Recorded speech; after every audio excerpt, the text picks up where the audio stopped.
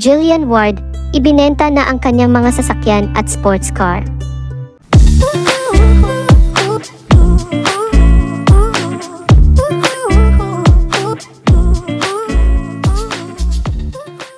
Isa sa pinakasikat na artista at madaming followers ngayon ang abot kamay na pangarap star na si Jillian.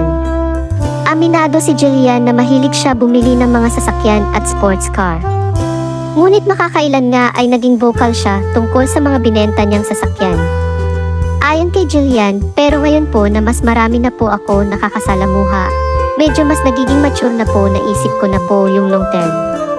Actually, ibinenta ko na po yung ibang mga cars ko at kapalit po nun, bumili ako ng load. Dagdag pa niya, sinisecure ko na rin po yung future ko.